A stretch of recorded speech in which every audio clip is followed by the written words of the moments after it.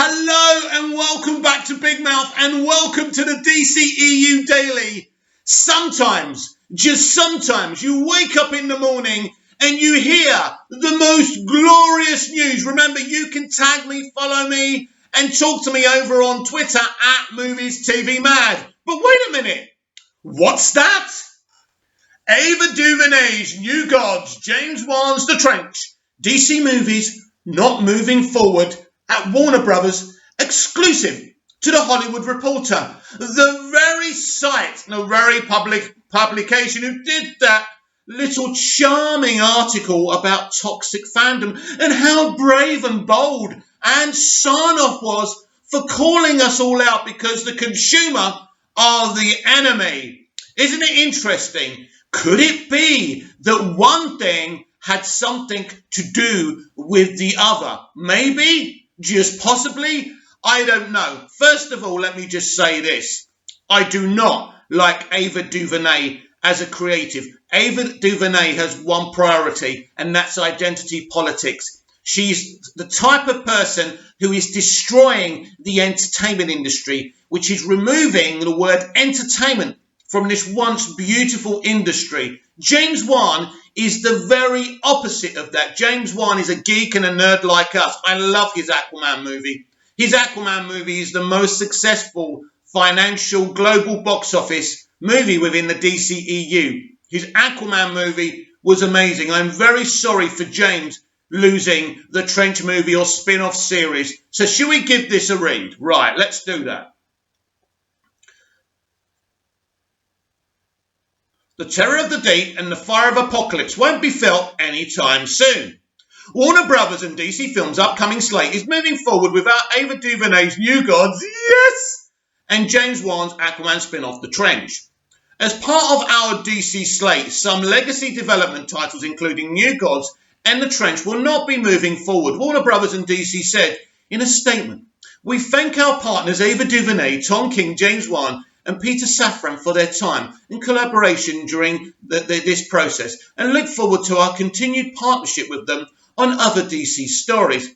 The project will remain in their skillful hands if they were to move forward in the future," which isn't going to happen, but very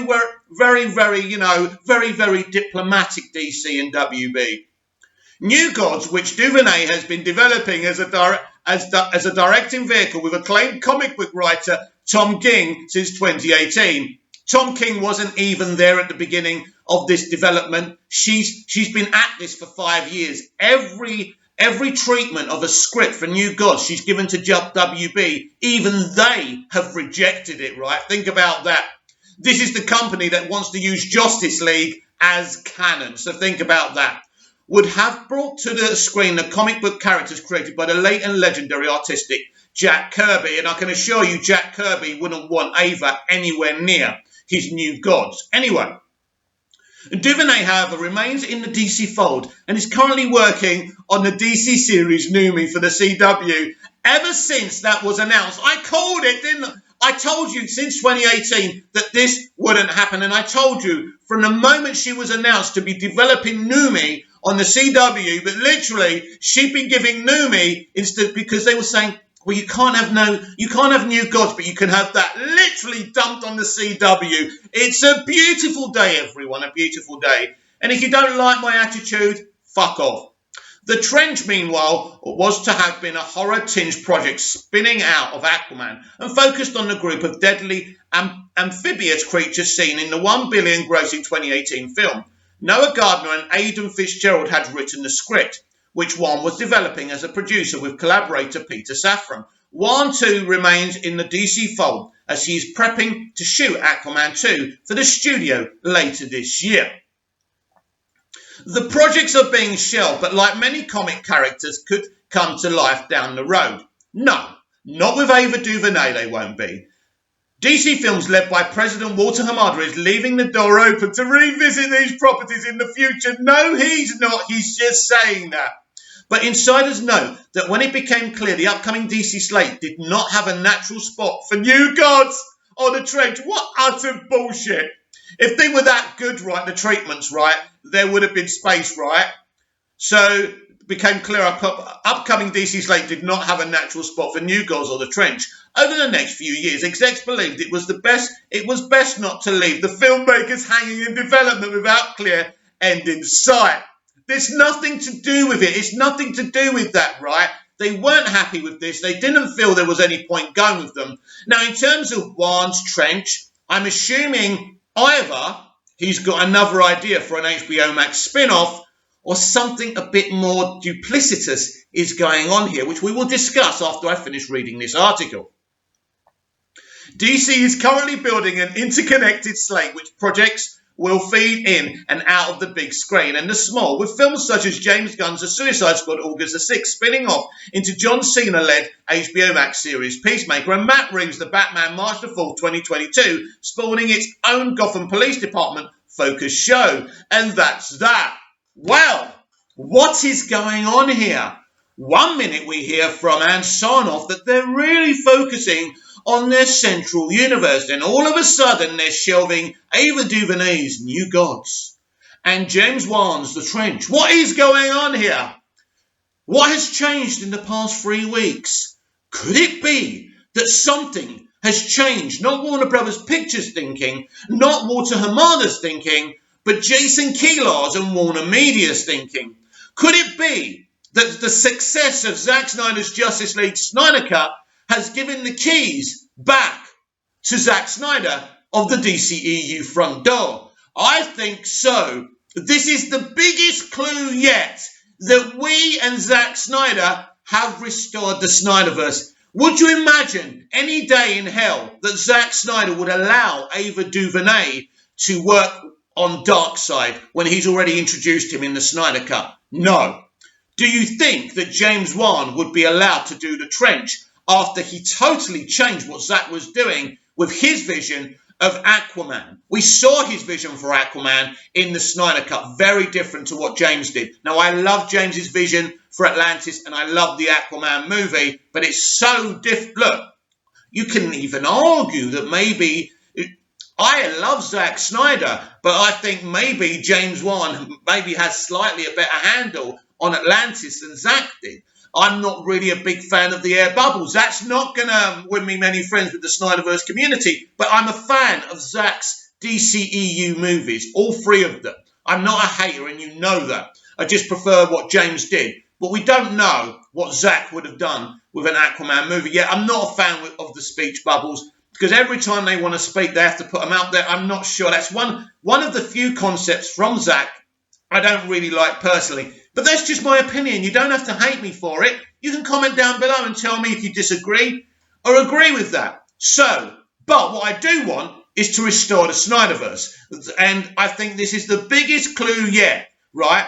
So we know that Ava DuVernay hasn't got the tools in her closet to make an epic DC movie like New Gods. I suspect they never approached her for this. She approached them, and she kept on getting chance after chance. She got desperate, brought in her mate Tom King to help her with the development.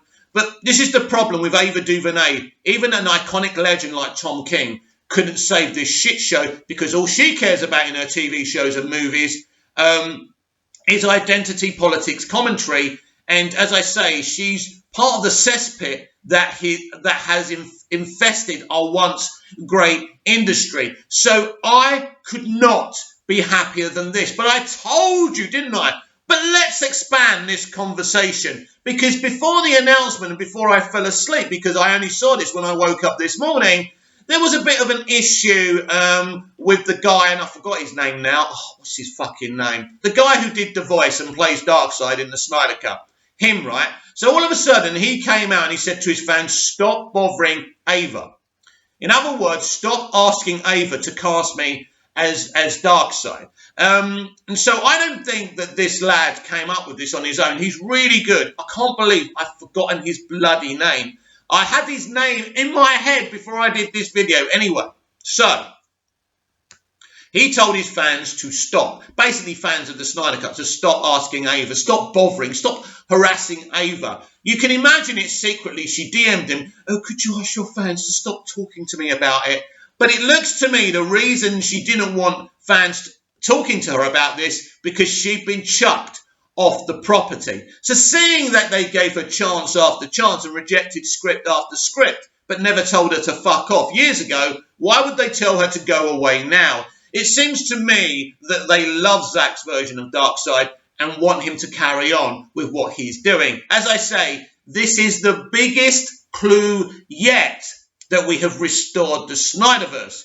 But we may have not restored it the way we want to restore it. It may not be Justice League 2 and Justice League 3. It may be Wonder Woman 3 and Wonder Woman 4 for Zack. We're going to have to wait and see what happens. But at the end of the day, this is beautiful. But what's even more beautiful is that she's been dumped over at the CW. When I first read this, I was very cautious because I thought, you know, we've still got the dribblings of April Fools because of the time differences in America compared to Europe. So I wanted to be careful, but it wasn't an April Fools. This is happening, and all of a sudden they're shelving things, and which is really interesting. And by the way, to people like Daniel RPK and other people with the palm in the face and all of that, the palm in the face MOJ, oh WB, oh not again WB. I actually agree with this. Right?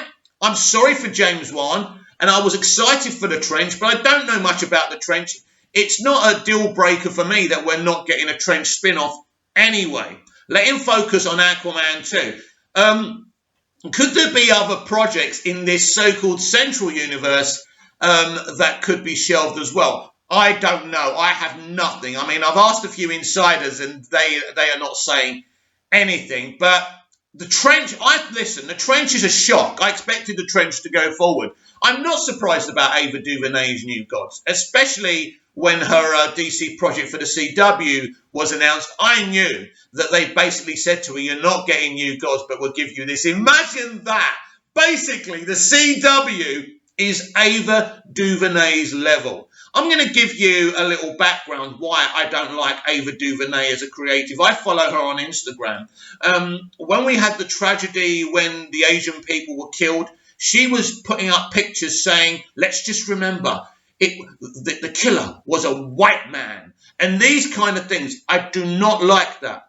Racism against racism doesn't heal anything. Hatred versus hatred doesn't heal anything. This is a very famous creative, a so-called storyteller saying things like that. How are you ever going to get an audience to embrace you when you're acting this way? I've spoken to people of color and Asian people who are disgusted with this kind of using a tragedy like that for your own, issues and identity politics. And this is what's infesting our once beautiful industry, and it's a big, big problem. I want people like Ava DuVernay to be driven out of this industry because they're not good for it. People like Ava DuVernay, people like Chris Chibnall, who's running Doctor Who right now, they are politicians. They're not interested in entertainment or escapism. They hate the fans because the fans expose their bullshit. And sometimes in life, a villain is ousted. You can get away with it. You can get away with it. And, you know, we saw her Disney movie a few years back, a terrible movie that flopped. And I told her it was a terrible movie, riddled with identity politics, and she blocked me on Twitter. And I've been blocked by many famous people. Listen, I can come on here and I can kiss butts. I can go on Twitter and kiss verified butts. I can become more famous than I am. So I'm not just recognised here in Cyprus. I can do that. I don't not do it because it's controversial. It's not like this channel or my Twitter is very successful because I act the way I act, right? It's who I am. I must speak my mind. I must say how I feel, or I can't do this. And you may say, well, don't do it then. Who cares? Well, I care. I want to do it. I want to do these videos. I want to have a presence on Twitter. And there's something very, very wrong going on in our world right now. Every time I turn on the news, every time I go on social media, it's identity politics, identity politics, identity politics. No talk about famine in the third world. No talk about homelessness and the issues that actually affect everyday people. If you want to make films about that, Ava, be my guest. And you know what? It's not like how the alt-left talk is wrong. It's not like their issues that the alt-left have with the world that we live in is wrong. It's the way they frame them. Imagine if Ava DuVernay had responded to the tragedy of the Asian people being killed in a way, we've got to stop this kind of gun violence. How can we stop this hatred? And one of the ways you can stop this hatred, Ava, is by saying all white people are racist, white man, white man, white man, things like that. All you do is you're meeting hatred with hatred. If you, an intelligent woman, who you are, Ava, and we all know that, could just speak properly and say, I, as a black woman, and us as black people have been treated very badly in the history of humanity, and all we want is equality. But here's the problem. It's not just about equality. It's gaining even more power than that. While all the minorities, apart from people of colour, are not represented and not treated fairly, people like Ava DuVernay are only fighting for one thing, equality for people of colour, but not equality for other people. So if I was just here fighting for equality for Greek Cypriots in other countries, what would that make me? Wouldn't that kind of make me kind of a racist anyway? So as I say, people like Ava DuVernay, I haven't got any time for, and I was celebrating this morning, so happy that she's not making a movie that should be epic and awesome and entertaining. So for me, this is fucking amazing news. Now let's talk about a movie in the DCEU that hasn't been shelved, thankfully, and that's James Gunn's The Suicide Squad. Suicide Squad 2 trailer, new footage of Polka Dot Man and TDK's powers. A new trailer for The Suicide Squad shows a lot of new footage of Polka Dot Man, TDK and the rest of its electric supervillain roster by Rick Stevenson of Screen Rant. A new trailer for The Suicide Squad shows lots of new footage of Polka Dot Man, TDK and the rest of the electric supervillain roster. The film, which is part sequel and part reboot to David Ayer's 2016 Suicide Squad, features an ensemble cast of DC characters including Harley Quinn, Margot Robbie, Bloodsport, Idris Elba, Peacemaker, John Cena, Rick Flag, Joel Kinnaman and Amanda Waller, Viola Davis.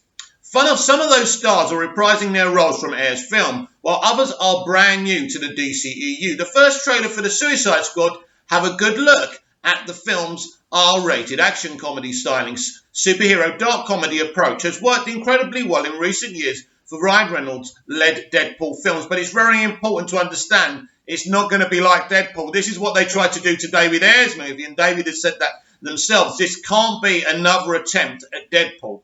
And Warner Bros. Will hope to catch some of that same success with James Gunn's upcoming film. There's undoubtedly some visible pedigree from Guardians of the Galaxy as well, and the results looks incredibly promising. James Gunn has now shared a new trailer for The Suicide Squad, which includes a lot of new footage for some of the supporting characters like Polka Dot Man, David Dastmalchian, TDK Nathan Fillion, and Ratcatcher 2 Daniela Melchior. By the way, if you see her on Twitter, be nice to her. She's lovely.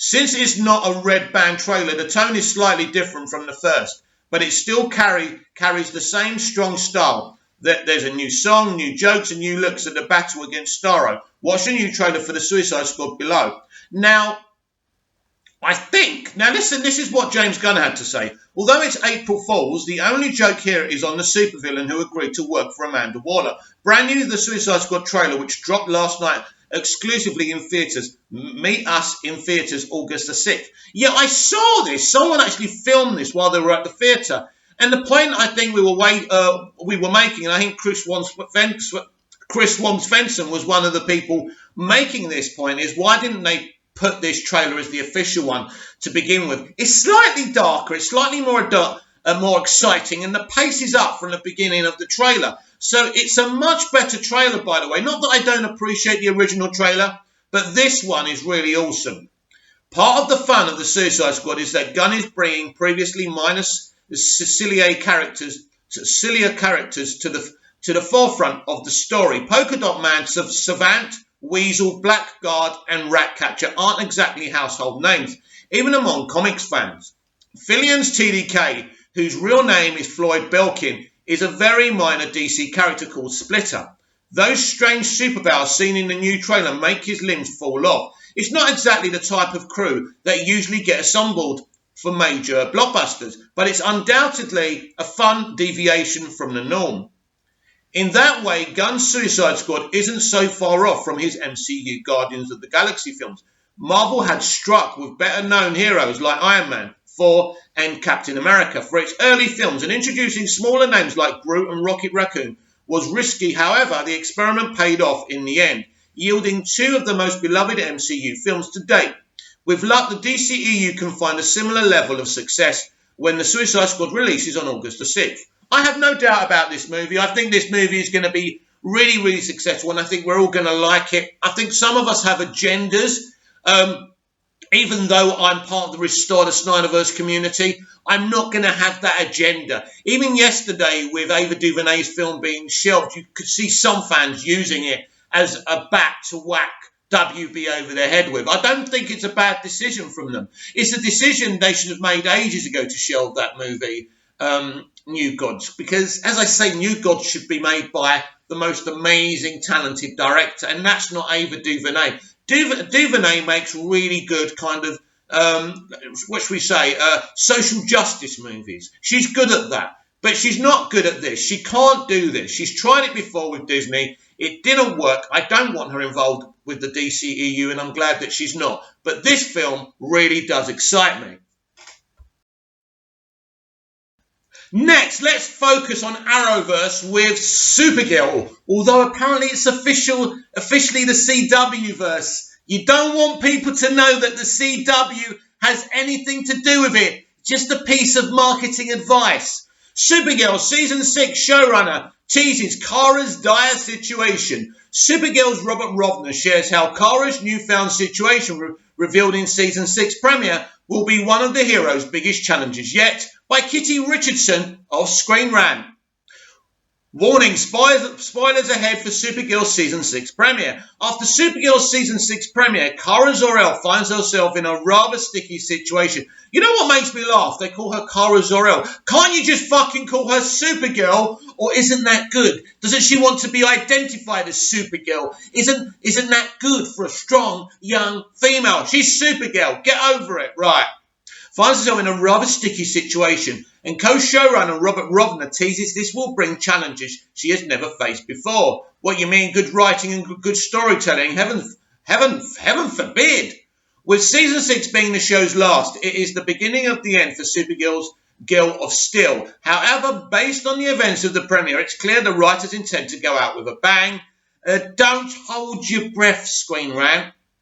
The first episode of Supergirl Season 6, titled Rebirth, found Kara and the Super Squad finally defeating Game-Nay after their long-winded fight throughout Season 5, saving Brainy and attempting to stop Lex once and for all. The latter is, of course, easier said than done, as Kara has fought an ongoing battle with him since Season 4, and it certainly doesn't seem to be over yet. Whenever the Super Friends seem to be ahead, Lex is not far behind. Let's be honest, right? I mean, Lex Luthor's always been known to be a super genius, but when you're up against Kara and her super friends, it isn't going to be hard to outthink them, is it? Let's be honest.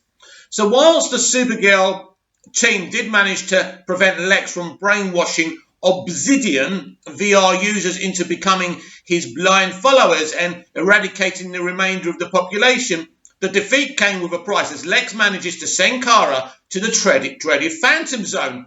The Phantom Zone? Did we actually see her in the Phantom Zone? I can't believe I didn't watch this episode. I might have to remedy that. TV Line spoke with Rovner and co-showrunner Jessica Quala to find out how exactly this will affect Kara in Supergirl Season 6, as they tease the obstacles she'll have to overcome in the Phantom Zone, Rover says. One of the things that the Phantoms do is they take people's hope away from them and give them nightmares. Her journey there is trying to find hope and a way out in a situation that seems quite dire to her. How can you find hope in the fucking Phantom Zone, you idiots? Anyway, trying to find hope and a way out in a situation that seems quite dire to her, as it does to the people back in National City. Her friends and her family are trying to rescue her at all costs. Right. It is so stupid because they're trying to use the other characters, right, that they have to rescue her. Let's go back to Smallville, Season 6, the season premiere. Clark was in the Phantom Zone. General Zod had taken over Lex Luthor's body and he'd banished him to the Phantom Zone. The effects for such a low-budgeted show at the time was sensational. And Clark actually met someone called Rhea, who actually was Jor-El's assistant on Krypton, and she helped him escape. But no way would you imagine Chloe and the other characters in Smallville being able to help him while he's in the Phantom Zone. It would be so dumb. I would like to see this, if it's better than the Smallville version of the Phantom Zone, although looking at the picture, it looks pretty shit to me. It's a bit of a light show. Meanwhile, Koala notes the parallels to society's experience during the ongoing pandemic. They just can't help themselves, can they? She cites the challenges of being isolated with your own faults and fears to keep you company and not knowing when you'll get the opportunity to see your loved ones again, along with the rescue mission for Kara. The difference is between being secluded at home in lockdown, my friend, and being in the fucking Phantom Zone. The Phantom Zone's full of phantoms, right? At least lockdown, you've got Netflix. Oh. Anyway, mission for Kara. Rovna and Koala hint at what else might be in store for those back in National City. Nobody cares about the other characters, let's be honest, including the very same phantoms Supergirl is facing herself. Based on the showrunner's comments, this should make for an exciting double battle in Supergirl Season 6. The Girl of Steel certainly did not earn that title by being anything but courageous and auspicious, but the Phantom Zone and its menacing spirits sound like they may be Kara's greatest challenge yet. Don't tell me the Phantom Zone is populated by a bunch of toxic males. I bet you there's not one female supervillain in there. Bet ya. Anyway, and its menacing spirits sounds like they may be Kara's greatest challenge yet. It's no secret Supergirl heavily relies on those around her, which she shouldn't fucking have to. She's bloody Supergirl. This is what's dumb about Arrowverse. Hence her devastation at Lena's rejection last season and her heartbreak when having to let Mon-El go in Season 2. This makes the Phantom Zone an especially difficult place for Kara. The Super Friends may be... Oh, stop fucking calling them that! May be stronger together, but now Supergirl will have to learn how to find strength alone. 6 freaking seasons! 6 seasons! And she's only going to learn now that Supergirl has to be on her own and learn how to fight on her own. This is freaking ridiculous. Honestly, I read it because I had a little interest, and I know some of you are interested in Arrowverse and Supergirl as a show, so that's why I spoke about that one. And we are a DC TV magazine show, aren't we? So we've got to be doing these things, but it's just triggering.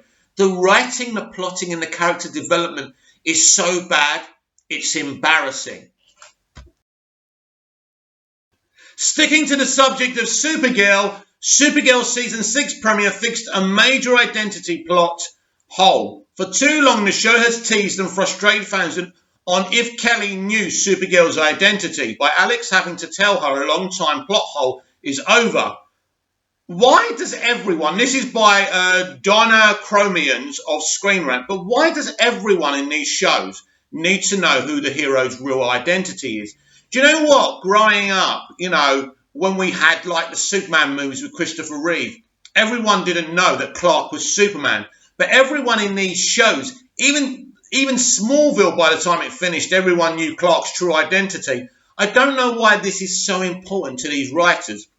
When Alex Danvers realised in the Season 6 premiere of Supergirl that she had to explain her sister's absence to her partner, Kelly Olsen, so she's Jimmy Olsen's relative. I think I remember her when I used to watch this show. A long-standing plot hole was closed. Fans have been debating almost since Kelly's arrival on the show if she knew Supergirl's secret identity and how it would affect her relationship with Alex. Time after time, the show placed Kelly in the tower with the other superheroes, but left it unclear if she was in on the secret. Now, with Kara being trapped in the Phantom Zone, Alex is going to need Kelly's support more than ever, which means Alex Danvers will now have to reveal her sister's big secret. It's not really her place to tell her girlfriend that Kara and Supergirl are the same person. This is such twisted logic. This is not the first time that Alex has struggled with sharing her sister's identity with an important woman in her life. In Season 2, when Kara was missing, Alex's panicked behaviour meant she had to tell her first love, Maggie Sawyer, they messed that iconic character up as well, didn't they? Who Kara was, to save their relationship. Imagine telling your sister's secret identity to your lover to save your relationship. How pathetic. Yet she never got to confess confess, as Maggie, being the great detective she was, great detective she is in the comics, she was in Smallville, not on this show. She barely did any fucking detective work on this show. Had already figured out Alex's relationship with Supergirl. The circumstances this time are entirely different. Her relationship with Kelly has been ongoing for nearly 2 seasons, and Alex is far more confident and self-assured person. Losing Kara, even temporarily, to the Phantom Zone in Supergirl Season 6 will shake Alex to her core, and as pointed out by both Jean and Lena, she will need someone for support. Why is it also important to these writers that people lean on other people, right? There's no individual. This is the problem with social justice warriors in the left as well, because they've infected our industry, haven't they? That people can't use their own strengths. I understand that it's important because of mental health and mental stability that we need people around us, but it's their go-to for every fucking thing. While Alex wishes she was revealing the truth to Kelly under better circumstances, it is a further testament to the security and mutual devotion of their relationship that Alex doesn't worry Kelly will have a negative response. It's just ridiculous. It's not your place to tell her your sister's secret identity. A key thread running through Supergirl series has been the protection of Kara's identity. Well, they haven't protected it very well, have they? For her safety and for that of others. In the pilot, she revealed herself to Win, in large part to share her enthusiasm. That's actually the only decent coming out of her secret identity. And Win, Jeremy Jordan, he's fucking brilliant. His reaction was brilliant on the roof. Oh, great, you're gay. In other words, you wasn't just rejecting me. It was a hilarious moment, actually well written, which is rare for this show. I didn't actually mind the Supergirl pilot. It's after that they messed things up for being Supergirl with someone else. Alex had a long cautioned Kara to keep her powers hidden. James Olsen, already knowing about her connection to Superman, also responded positively. Lucy Lane had a very different reaction, initially lashing out in response, so being left out of the loop when Supergirl shared the truth to get Lucy's help, saving Alex and Jean, who had been taken by Cadmus. The longer she has been Supergirl, the more protective Kara has become over her identity. They need to keep those closest to her safe, motivated her to walk away from the DCEU and put off sharing the truth with her best friend Lena. Kelly is unlikely to respond with anger or a desire for revenge over a perceived betrayal time and again. As a psychologist and friend and a partner, she has shown her extremely generous heart. If Kelly does have feelings of disappointment at not being trusted sooner, she will set those aside to help Alex process the loss and pain of Kara's disappearance. Kelly will understand quickly why she was kept in the dark, but the revelation will underline how Kelly is on the outer fringes of her girlfriend's superheroic profession. As a result, Kelly will decide she wants to take a more active role going forward, perhaps using her brother's guardian shield again, as she did during Crisis. Supergirl has kept fans guessing as to whether or not Kelly knew Supergirl's true identity. Oh, I can't wait to find out. It was unclear if the omission of that information was deliberate or accidental, but it was a plot hole nonetheless. No, it wasn't. Having Kelly learn the truth now fills in that hole and also opens up exciting story direction for Kelly. Wow, that's how good their writing is, that we need a kind of contrived situation about Supergirl's secret identity to make this character relevant. One that sees her solidify her relationship with Alex and embark on her own hero's journey to become a new Guardian. I'm going to give you an example of a personal situation, right? So I had a friend many years ago, and she was a lesbian. She was gay, and I didn't know this. I kind of suspected, but I respected her privacy. I didn't want to come out and say, oh, it's okay, blah, blah, blah, because sometimes people don't want you to know those kind of things, and it's up to them individually to tell you. So anyway, she sat me down, bought me dinner, and she told me. And obviously I held her by the hand. I assured her it wasn't an issue, as it should never be an issue. I never turned around to her and said, how dare you keep this a secret? It was her secret to keep, because those kind of things in a hateful world like this are very difficult to share. And if you imagine, right, it's of course totally different situation. I'm just giving you an analogy, Right, so let's just say we move this to the superhero world. And say Kara's my mate. She said, by the way, Mick, I'm Supergirl. I'm going to be supportive, right? I'm not going to say, you should have told me. Why? Why should she tell me? It was her secret to keep. And this is the childish mentality these writers have. Remember a few weeks ago during the marketing and build-up to Zack Snyder's Justice League Snyder Cut, and WB Pictures were throwing all this news to try and divert excitement. One of them was that Emerald Fennell was going to direct Zatanna. So let's have a look. This is a Zatanna movie. Zatanna's a great character. Obviously, Emerald Fennell is from, I've never seen it. Is it Powerful Young Women or Talented or something like that? Anyway, this was a big deal because obviously Emerald is a very talented director. This is interesting. Zatanna writer doesn't know she'll direct the DC movie. Academy Award nominated Emerald Fennell is currently signed on to write the script for Zatanna, and she hasn't ruled out directing it yet, by Richard Thinks. The writer of the upcoming film Zatanna, Emerald Fennell, is not sure if she will direct the upcoming film. Fennell signed on to write the upcoming Zatanna solo film produced by J.J. Abrams' production company Bad Robot. She was also previously the showrunner for the second season of the critically acclaimed hit series Killing Eve, and her directorial debut feature film Promising Young Women, that's what it is, which she also wrote, has earned her 3 Academy Award nominations, including Best Director, Best Original Screenplay, and Best Picture.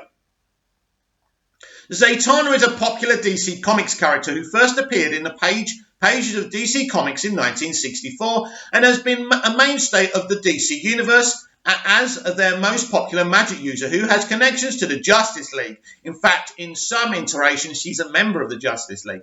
The Justice League Dark and 7 Soldiers of Victory.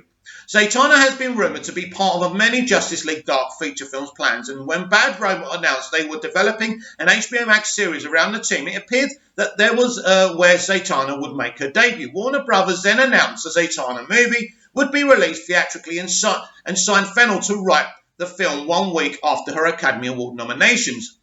Fennell currently is unsure if she will direct the Zatanna film. In an interview with Variety, the actress, writer, director said currently the priority is on getting the script ready before they look at directors. That makes no sense. She's open to the idea of directing Zatanna, expressing her love for magic and comic books, further cementing her qualifications for the project. Fennell said, "It's so exciting. That's not a conversation that's happened at all, so I have no insight, and also we're still in the early days. It's something we've been working on for a while. I've been speaking to Bad Robot Productions, who are amazing. You want to get the first bit right, which is the script, before you think of anything else. It's a very specific thing. The world of superhero movies is incredibly exciting, but it's also a new, different challenge. The main thing for me is making sure that it's really, really good. I'm such a Janier fan. Actually, this makes me happy. I'm a fan of witchcraft, magic, and comic books, and this is scary and intense. You know what, Emerald? You have my respect. High five. Normally, right, when we get female directors, it's, I want to create a strong female lead to show the men how it's done. Like that, right? But this young woman, this talented young woman, right, what she's done is said, I'm a fan of this. I'm into this. Isn't that refreshing? Isn't it great to represent talented young women and put them in powerful situations when they actually love the stuff? Not politicians, not people who hate men. Beautiful. Thank you, Emerald. I'm going to support you all the way because of what you've just said here. Fennell being signed on just as a screenwriter at this point doesn't entirely rule out the idea of her directing the film. James Gunn, when he first signed with Warner Brothers, was originally signed on just to write The Suicide Squad and was confirmed as the director later on. Yeah, he was always going to direct it. Many filmmakers have made the leap from small awards darling to big budget feature film, including Mark Webb, Taika Waititi, and Fennell's fellow Academy Award nominee Chloe Zhao, who will direct Marvel's Eternals. Warner Brothers has had an interesting couple of weeks with their various DC projects. Since the release of Zack Snyder's Justice League, while Warner Brothers has made it clear they are moving in a new direction from Zack Snyder, imagine how crazy that is, they have announced a new release date for Black Adam, along with news of Pierce Brosnan joining the cast as Dr. Fate.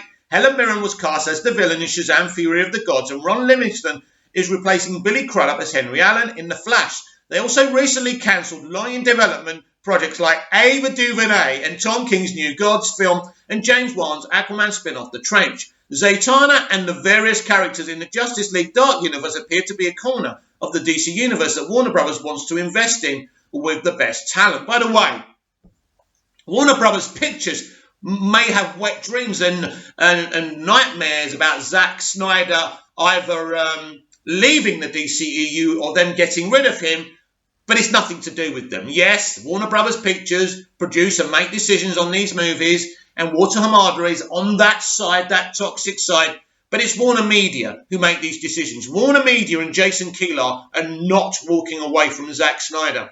In the next few weeks and the next few months, you are going to find out how successful Zack Snyder's Justice League Snyder Cut is and was. How? Not by numbers, not by the releasing of the numbers. A lot of people are anxious to see the HBO Max numbers and getting impatient with the streaming platform, but HBO Max take ages anyway. It doesn't matter about that. How you're going to find out how successful this film is when he gets offered stuff with the DCEU. He will be brought in some capacity. There is no question about that. What I want to see, I want this done before Army of the Dead and the big, marketing campaign for that starts. I don't want to be in a situation where we're talking about Netflix being better than DC and Warner Brothers. I want these decisions announced as soon as possible.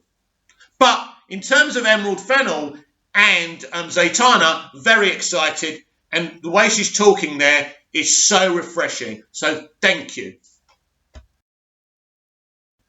And our final article today is again from Screen Rant and Anna Dumarog. Anyway, I can't say your surname. Anna. This is from Anna. And this is an interesting one, actually. The Batman reportedly set on DCEU's Earth 2. Matt Reeves' upcoming superhero film, The Batman, which will introduce Robert Pattinson as Bruce Wayne, is reportedly set on the DCEU's Earth 2.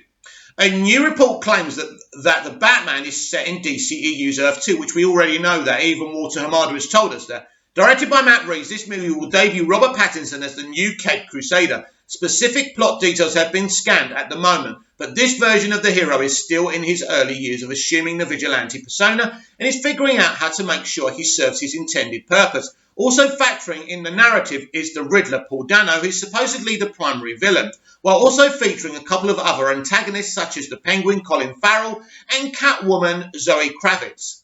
Commissioner Gordon, Jeffrey Wright, and Alfred Pennyworth, Andy Serkis, on the other hand, will also appear. When The Batman was first announced, it was supposed to be written and directed by Ben Affleck, who would also reprise his DCEU role in it. But after persistent rumours that he was done with the character after less than ideal reception to the films in the franchise, it took a toll on him. It was eventually confirmed that the initially planned solo movie was no longer happening. But instead of simply recasting, The Batman has been totally reworked to be something different from its original iteration. Like Todd Phillips and Joaquin Phoenix's Joker, it will be separated from the DCEU. As Warner Brothers pivots its superhero efforts to the multiverse, it's now being reported that The Batman will be set in DCEU's Earth 2. Additionally, the report from THR also claims that except for The Batman, DC is planning for its films and shows to share the same universe. This means The Batman will be an outlier unconnected to the rest of the DCEU. While Affleck has long been gone from the DCEU, he made his return from Zack Snyder's Justice League, which debuted on HBO Max in March. Aside from his cut scenes from the theatrical version, the actor also returned for some reshoots, as director Zack Snyder added the nightmare sequence at the film's end. This was supposed to springboard the scrapped Justice League sequels. However, as with the release the Snyder Cut movement, it's difficult to say the sequels will never be made, leading to the possibility that Affleck's Batman could continue his arc in the DCEU. Albeit briefly, this shouldn't present any issues with the Batman, however, since Pattinson's version of The Dark Knight is on Earth 2. What's exciting is the prospect of these worlds colliding for an epic crossover. I agree, and this is obviously the plan. For now, however, the focus is to build his own mini-universe on Earth 2, starting with the Batman. Since Pattinson's version is in his early years as the Caped Crusader, Warner Brothers can develop his character throughout the next several years, chronicling his arc to becoming the confident version of the hero. But first he needs to come to terms with his family's involvement in Gotham's corrupt system, something that he will learn more about in the movie. Right.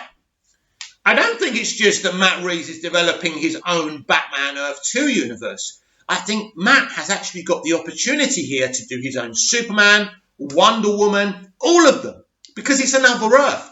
That's exciting. And if Walter Hamada has got this plan where there's going to be these different Earths and all these different heroes and different versions exist, right, that's really exciting. And I hope that's the plan. Since yesterday's news of Ava DuVernay's and Tom King's New Gods and James Wan's spin-off thing, which title I've already forgotten, typical me, right? I think that it's kind of an interesting situation because you've got this thing now and you've got this new Earth and you can develop new things. But I think what I was going to say is because of those two shelved projects, it's like people are saying, well, Walter Hamada doesn't have a plan. I believe that Walter Hamada and Jim Lee do have a plan, and it's to create multiverses, but not just that, mostly to say everything in DC you've ever seen in live action is part of the multiverse now, and every Earth will be part of the shared DCEU franchise. That's the point. So if they allow Matt Reeves to do his own Superman, Wonder Woman, and other characters, that will be amazing.